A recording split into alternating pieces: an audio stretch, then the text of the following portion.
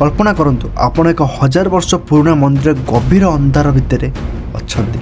आपण सामने एक पत्थर द्वार अछि जहाँ शताब्दी धरी बंद कह जाए।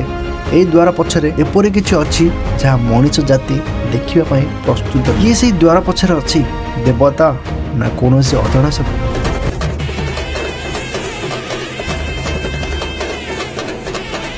आज भिडियो रे मु आपन को ओडिसा से गुप्त सड़क भितर को नहीं जीवी जेउठारे विज्ञान हार। भिडियो रे शेष रे मु एपरि एक प्रमाण देखाइबी जहाँ देखिबा परे आपनकर विश्वास बदली। लिंगराज मंदिर केवल पत्थर रे एक ढाबा नहीं। पुरातन गवेषणा अनुसार यह तले एक अंडरग्राउंड सिटी रही। सेवायत मानकर पूर्व पुरुष माने कहते जे मंदिर भितर एक निर्दिष्ट पत्थर अछि जहाँ चापिले एक गुप्त पत्थर खोली जाए, किंतु सेही पत्थर एबे काहेकि मिलु नाही। कोन यह को जानी सुनी पोती दिया जाय। राति 12टा परे मंदिर भितर कौन हुए।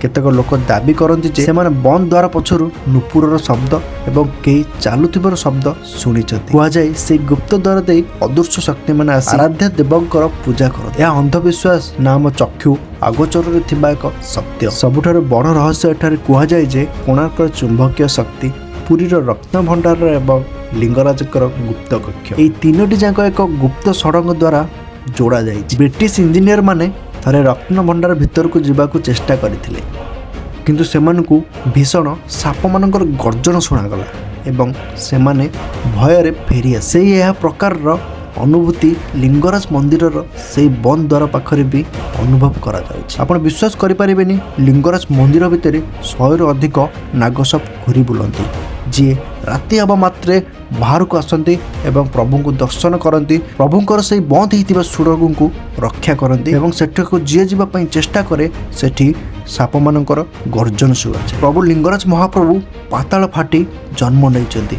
आज पर्यंत बहुत वर्ष धरी सी भुवनेश्वर लिंगराज मंदिर में पूजा पाउछंती और अनेक नागसाप माने मंदिर रक्षा करुछंती। बंधुगण ए द्वार गुड़िक बोध हुए आमर सुरक्षा पाई बंद रखा जायछि। आधुनिक विज्ञान जेते चेष्टा कले भी आमर पुरातन शक्ति को कौन सतरे से द्वार केबे खोलिबो। जदि खोलिबो तेबे कोन आमे से दृश्य सही पारि। आपन को कोन लागुछि से द्वार पछरे कोन थाई पारे कमेंट रे निश्चय लिखंतु। जय जगन्नाथ किबा ओम नमः शिवाय।